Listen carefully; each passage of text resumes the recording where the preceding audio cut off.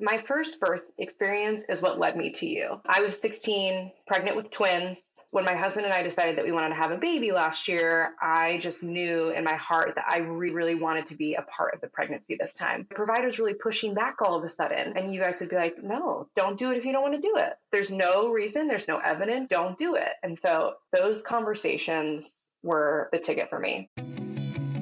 My name is Trish Ware, and I am obsessed with all things pregnancy and birth, and helping you to navigate both the practical and the magical seasons of this journey called motherhood. I'm an all-day coffee-sipping mama of 7 and labor and delivery nurse who took her expertise in the labor room and turned it into an online one-stop shop for mamas looking for powerful education and support.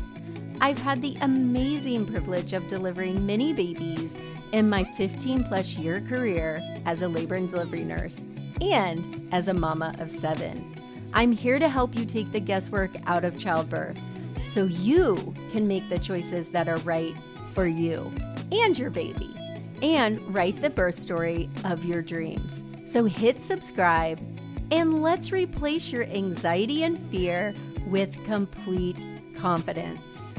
Quick note, this podcast is for educational purposes only and does not replace your medical advice. Check out our full disclaimer at the bottom of the show notes.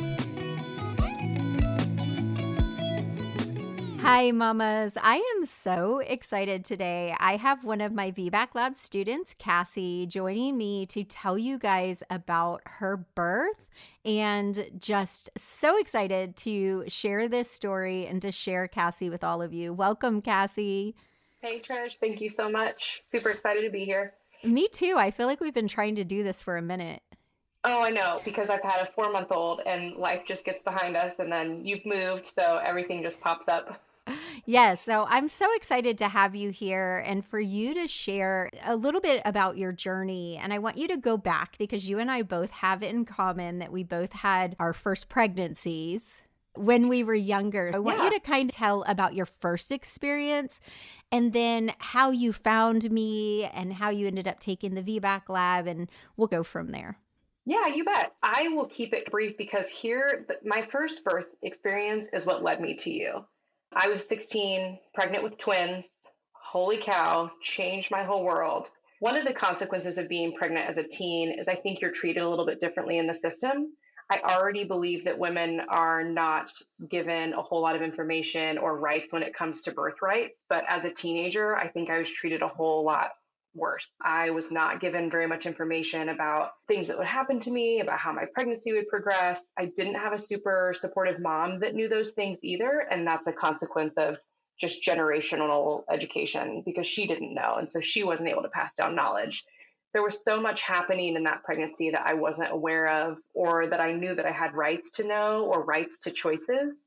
Things just happened to me. With that came a really traumatic C-section. And when my husband and I decided that we wanted to have a baby last year, I just knew in my heart that I really wanted to be a part of the pregnancy this time. I wanted to know everything I could about it. I researched every single day. It was a journey for me. And that just got me to things popping up on my Instagram. I was looking at a lot of live home births and watching these women just breathing their babies out. There was pain involved, but they were in control and they had choices.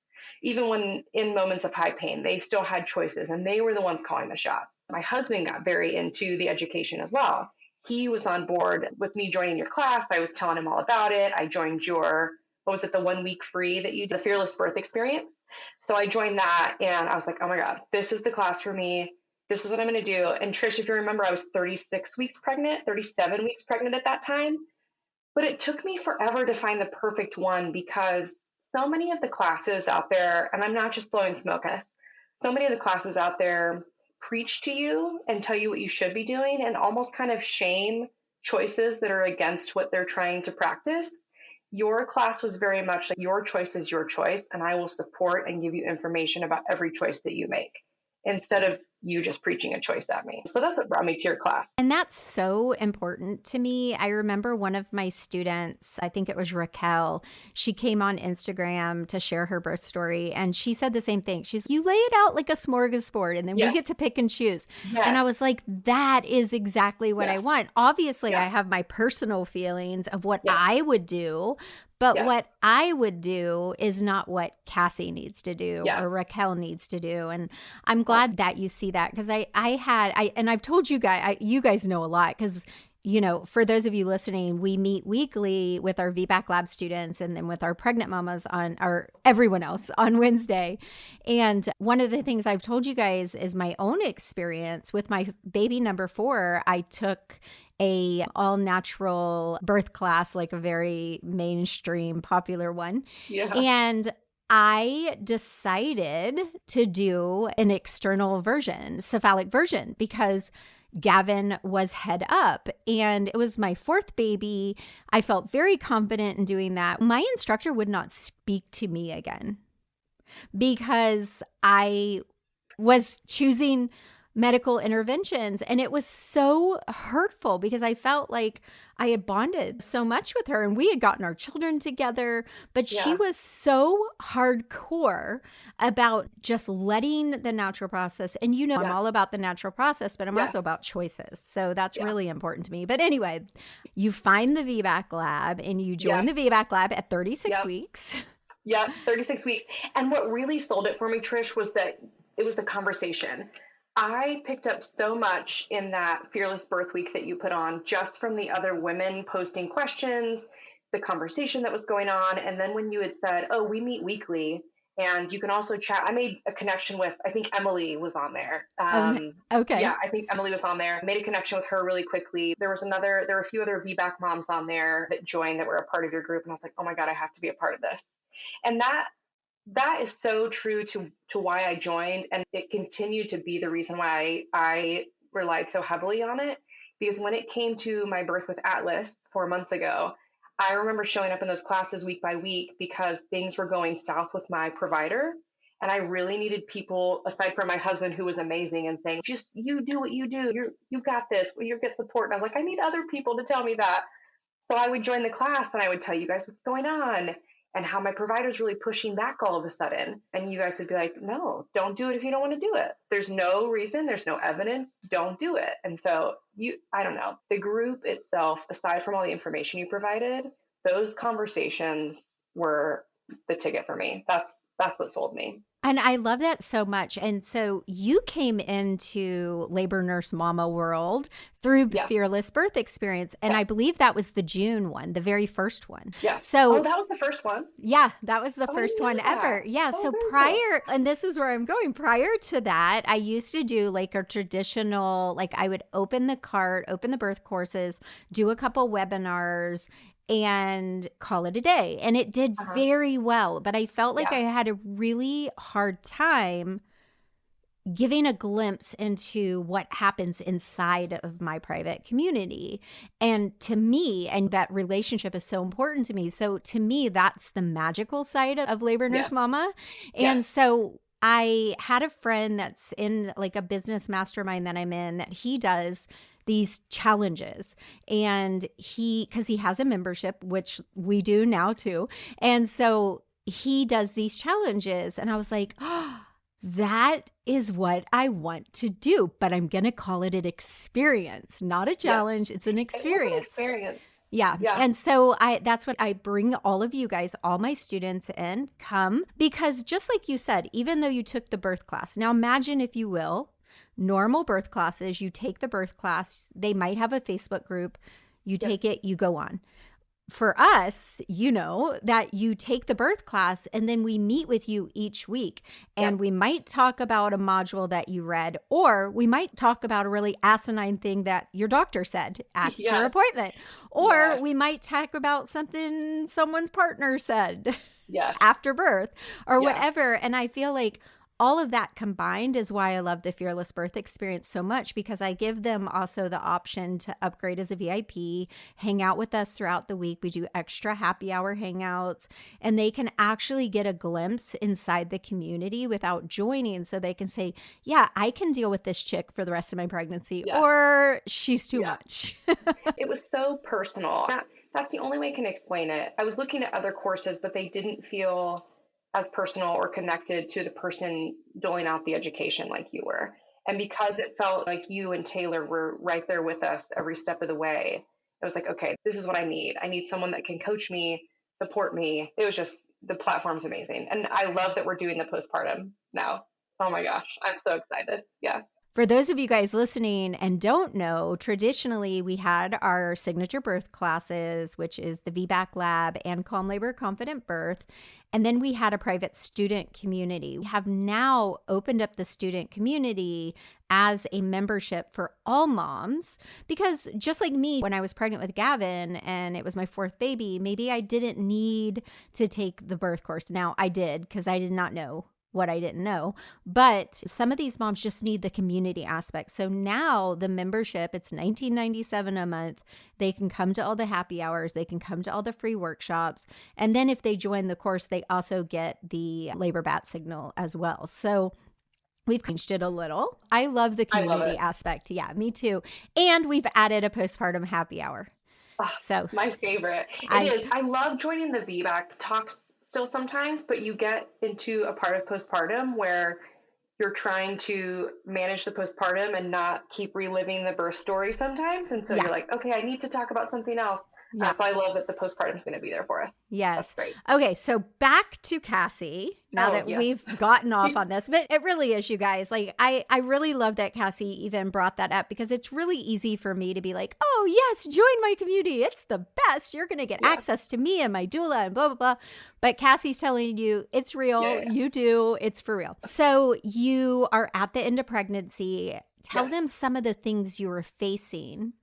And then let's walk through that. Yeah. So I was at the end of my pregnancy. I joined with you. I'm getting a lot of good feedback. Trust your body, trust your instincts.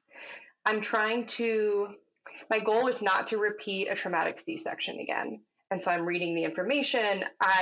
Sideline is something you teach your VBAC students is a C-section could still happen. That's not something that you promise people that they're going to get their VBAC, but you have information there for VBAC mamas that have to have a repeat C. That was not something that I wanted to give any power or energy to, because I just knew in my head that was not going to be me. So I didn't read that part of the information.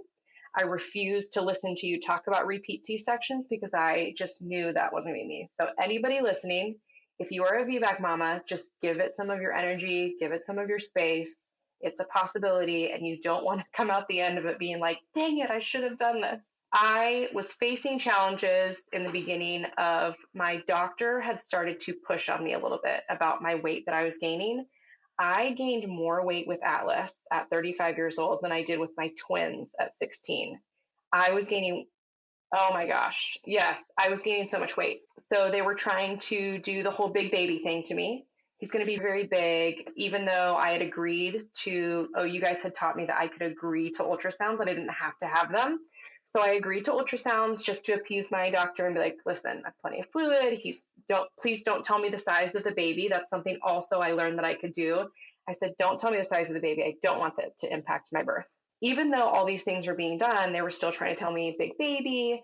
I was approaching 40 weeks. And then she started having the conversation with me about induction and how I may or may not be a candidate.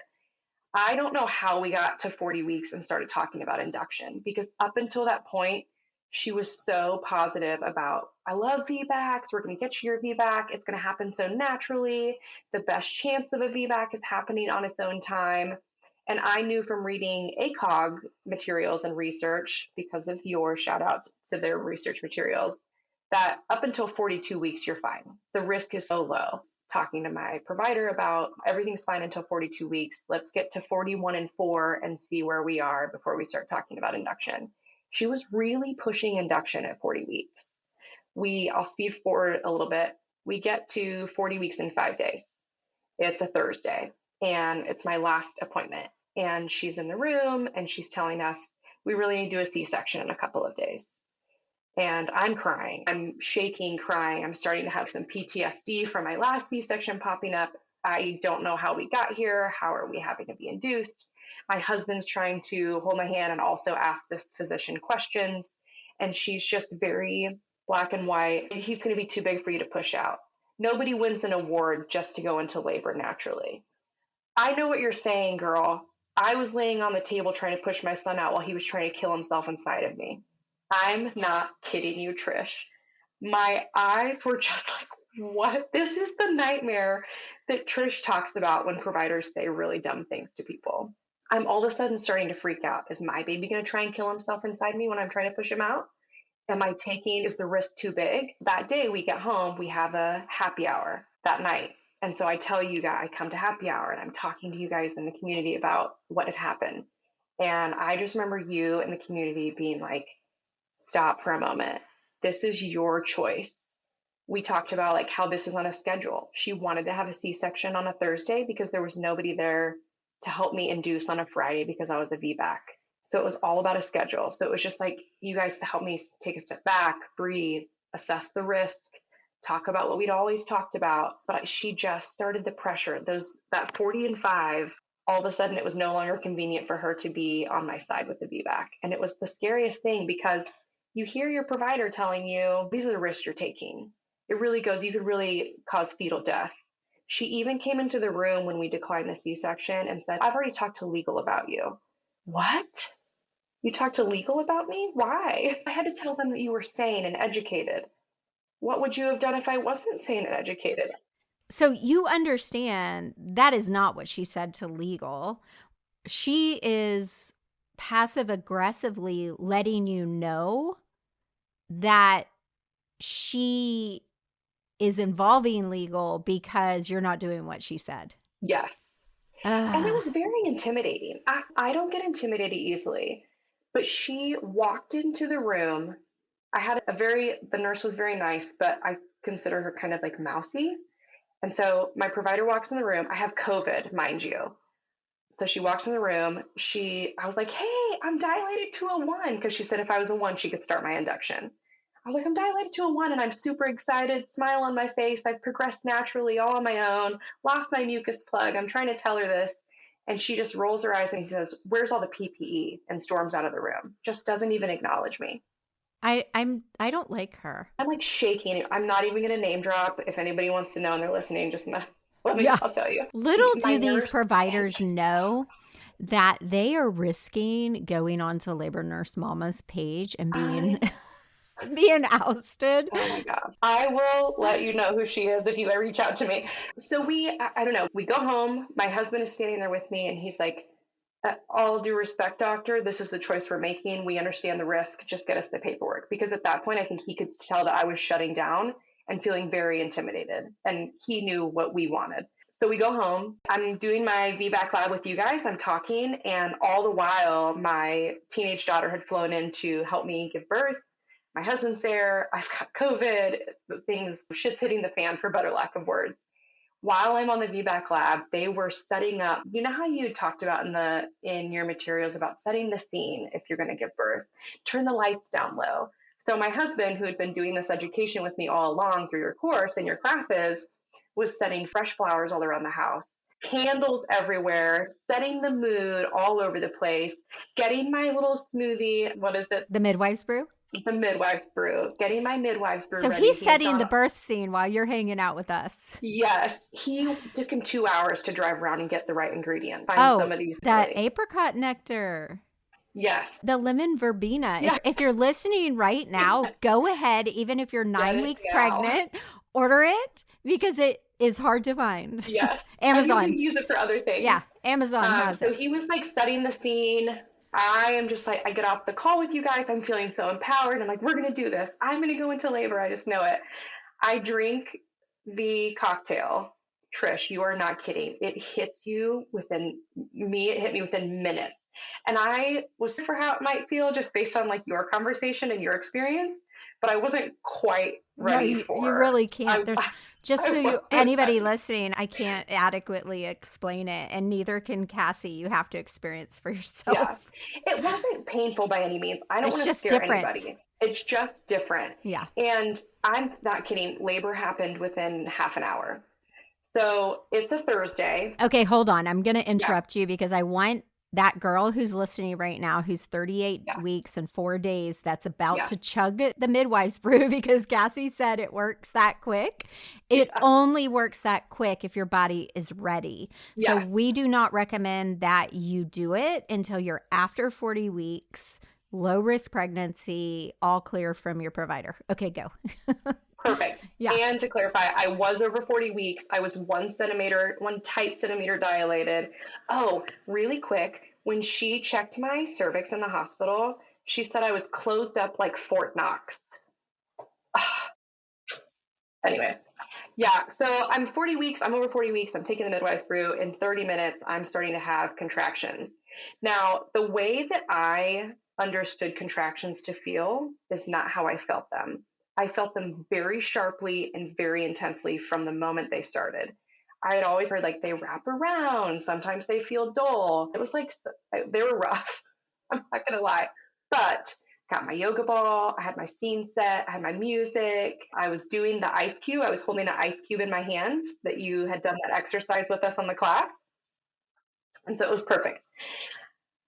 Fast forward to Friday night. This is now, so Wednesday I was in like prodromal labor. Thursday I'm in regular labor. Friday I'm in very regular labor.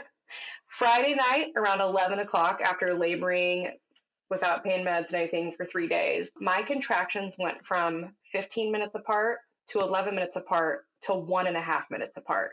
I mean, all of a sudden it was like a drop off. There was no like 11 to 5 to 4 to 3. It was 11 to 1.5.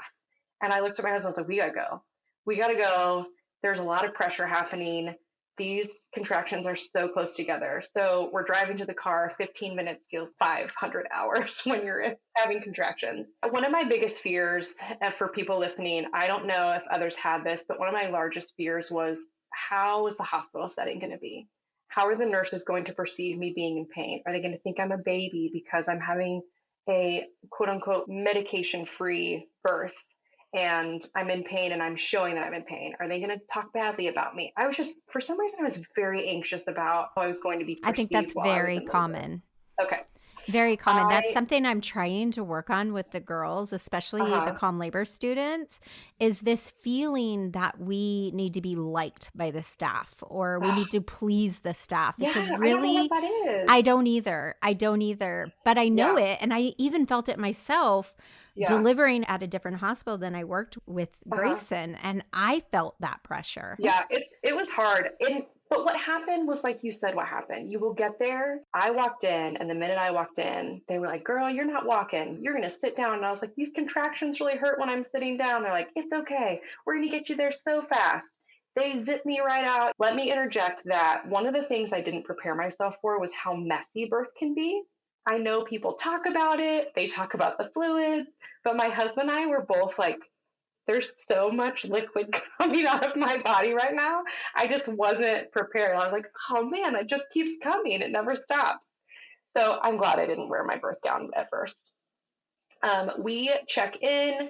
The nurse loved my birth plan. Anyone out there who's getting told, oh, you shouldn't have a birth plan, that just means it's going to go right out the window, blah, blah, blah. My nurses loved it. And I even went a step further and I wrote them a short little paragraph that introduced me and my family and my baby's name and like my top 3 objectives in labor. So you didn't do a birth plan consult with me? No, I had a birth plan. So my sister is a doula, and so she helped me do my birth plan. Yeah, because I do name at the top. I have the thing, and then I have a blurb of what's the most important thing to Cassie.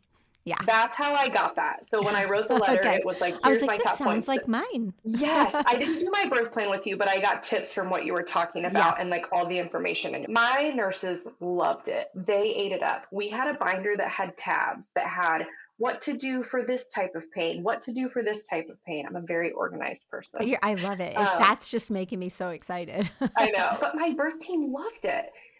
There wasn't a single comment about, oh my God, this is so much, nothing. They were just very accepting of it.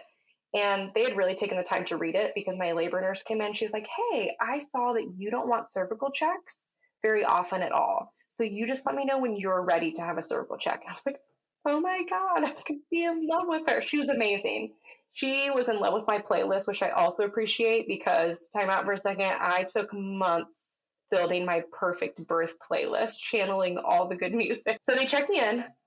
I'm at a full one is what they called it, but I'm 100% effaced. And I was like, I'm in labor for 3 days and I'm only at a one. You know how you talk about don't let it go to your head.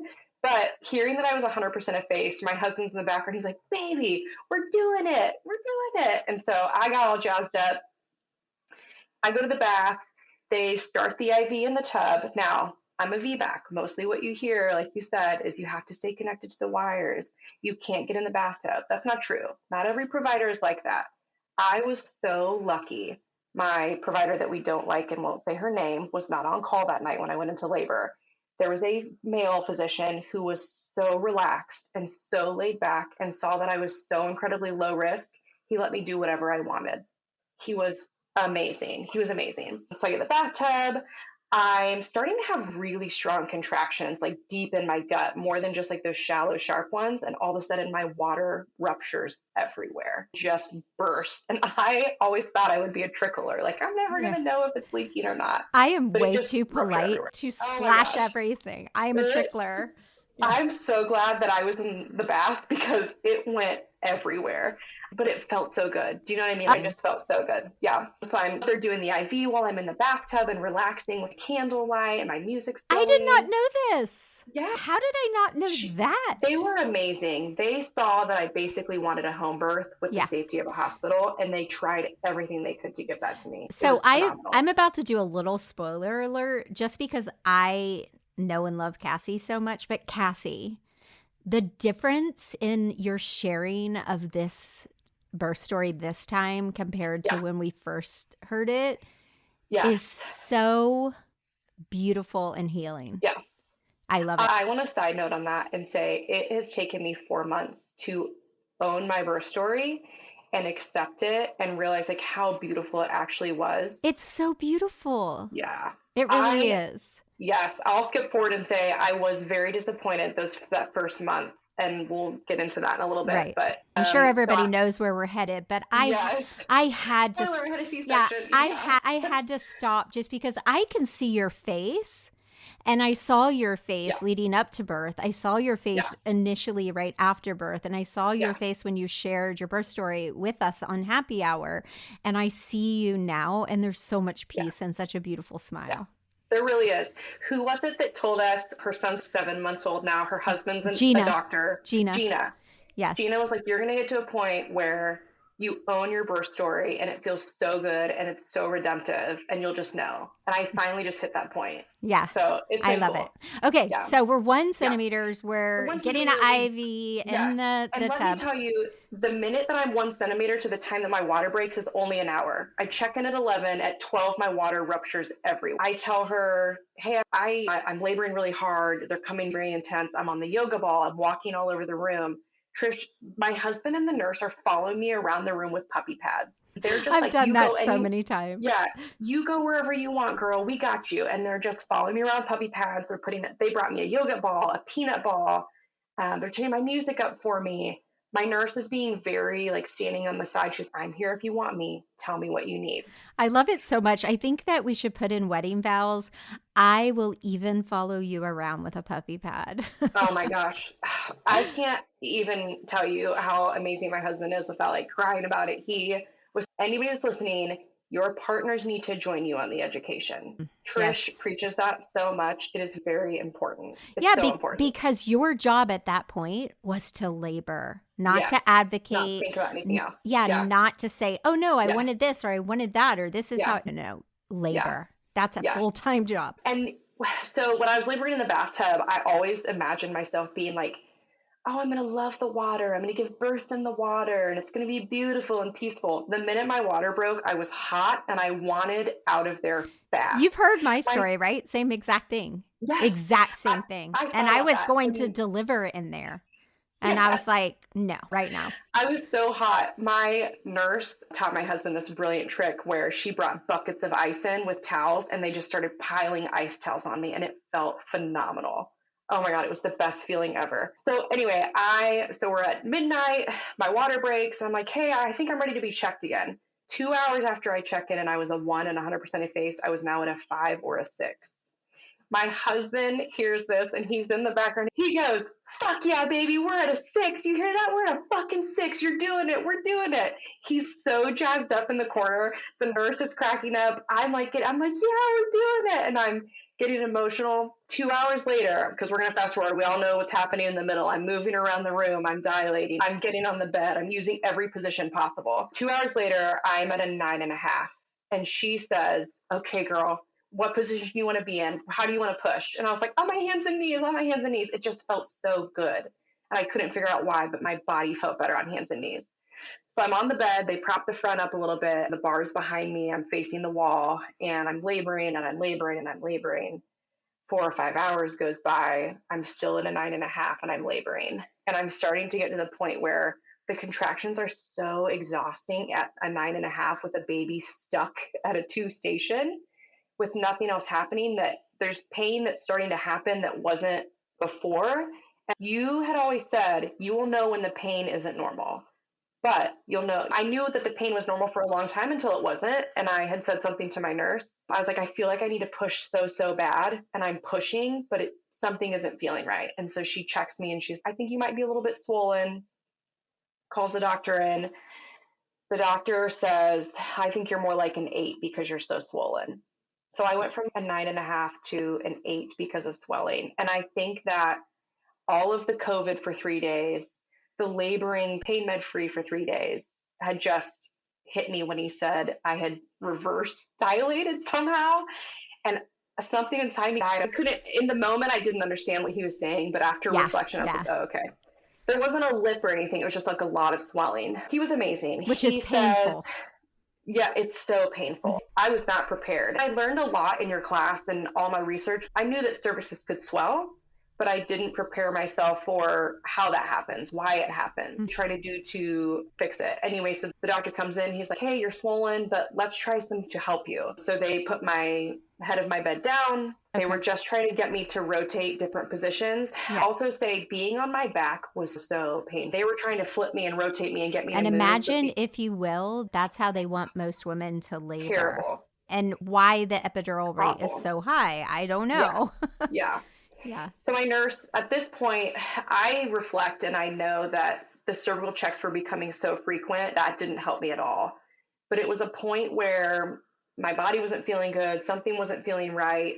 He was feeling weird in there. So she checks me again. She says he's a little bit wonky. We're trying to figure out what that means. He's OP and he's also a little bit crooked coming down. So the doctor says, hey, you've been at this for 4 or 5 hours at 9.5. You're starting to swell, but I'm willing to let you keep trying because baby looks great on the monitor.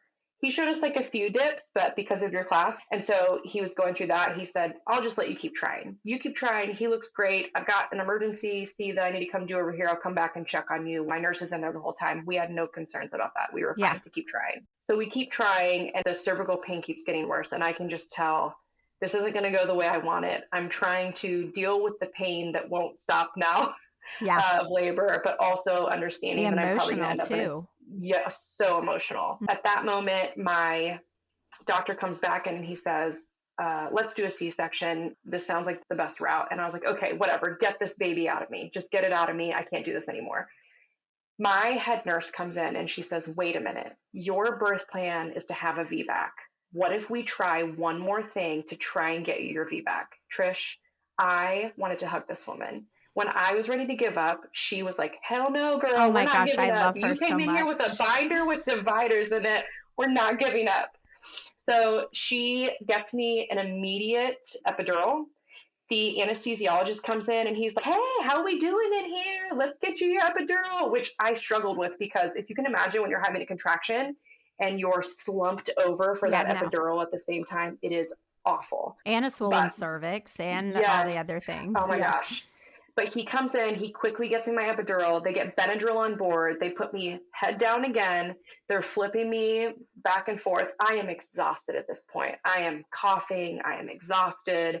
I am just trying everything I can to get this baby out. And the doctor comes back in, and it's 2 hours later.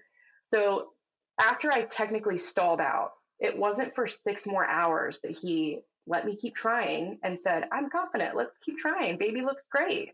So for those of you listening, get yourself a provider like this that says, baby looks wonderful. You look wonderful if you want to keep trying. But ultimately, it was a conversation of, hey, we've been at this for 6 hours. There's been no change.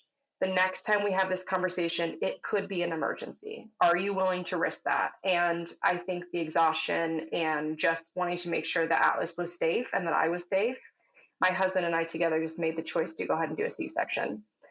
So they let me play my playlist. They put my phone at my head. I had an amazing nurse team, a phenomenal nurse team. Nurse anesthetist came in, took over for the anesthesiologist, and we go into the downstairs spare operating room, which looks like it's under construction, but everybody's happy and joyful. And we're talking about our recent Salt Lake City, Utah mountain trip and some of the music that we chose.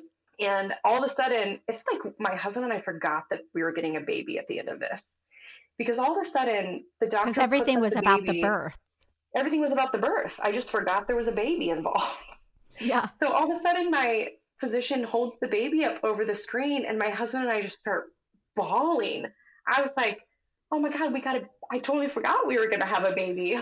What is this thing?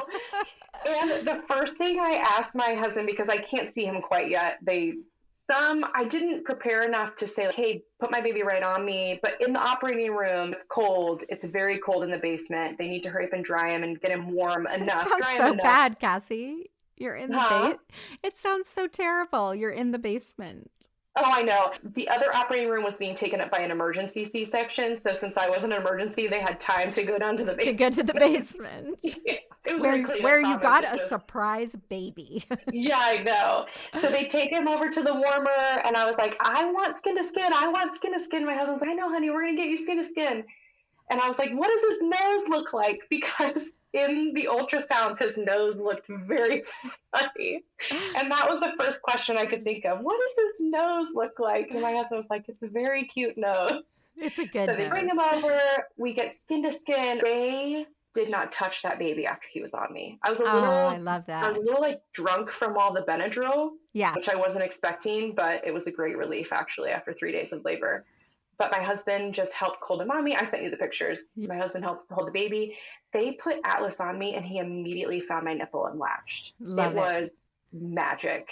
And everybody was commenting like, oh my God, he's already latched. I felt like I had this special little baby that knew what he was supposed to do. We joke that he was born to eat, because when he came out, he had little sucking bruises on his wrists. Our nurse got phenomenal photos. I didn't even ask her to. She grabbed my phone and just started taking videos and photos. My husband took photos the first time I was breastfeeding in the post-op room, and I didn't know he was taking them. I was so out of it. In the moment, I was very devastated that somehow my body couldn't do what I knew it was supposed to do. And it took me, like I said, about 3 months to get over that devastation and questioning what went wrong? What did I do wrong? But now when I think back on it, it was really the most beautiful thing. And I never told you this, but my father passed away 2 years ago, and it was very tragic for me. My father was a nurse, by the way. The operating nurse that stayed with me all weekend postpartum and in the OR, she was good friends with my dad for about 15 years. Oh, that's so healing. I love it. I never ever would have met her had I not had a C-section. And she took care of me all weekend long. It was just, and when she saw my last name, she was like, wait a minute, do you know a Jim Gilliam? And I was like, that's my father. She was like, oh my God. Oh, I love it. It was phenomenal. It ended up being exactly how it needed to be.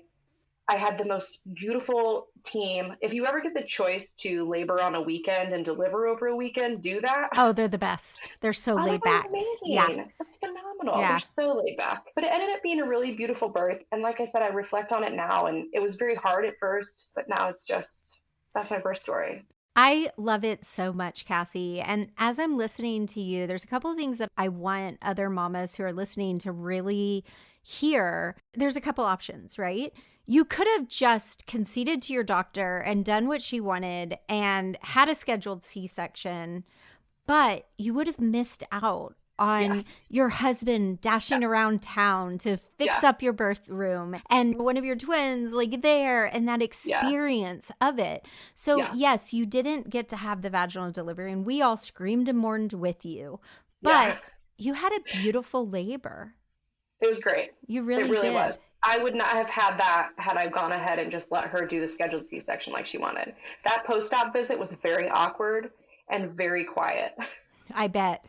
We didn't say much. We just let her check my wound and moved on with life because I didn't want to hear about how I told you so. And I just got out. She didn't. She didn't tell you so because ultimately you went back to the OR because your baby was OP, your cervix was swollen, and you were exhausted. So you didn't go back to the OR because your body failed you or couldn't do it. Your body could do it. Just different things happened that happened to all of us that caused us all to have to go back to the OR. And that's what pisses me off.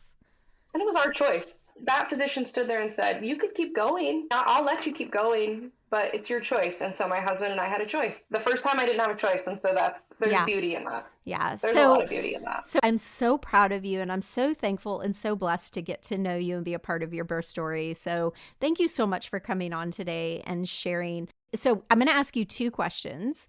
One, what would you tell someone else that's deciding whether or not they want to take a birth course with us? Oh my God, take the birth course. I love it. The freaking birth course. Don't go in blind. No. And two, is there anything about your birth experience, your pregnancy, any of it that you would change if you had to do it over?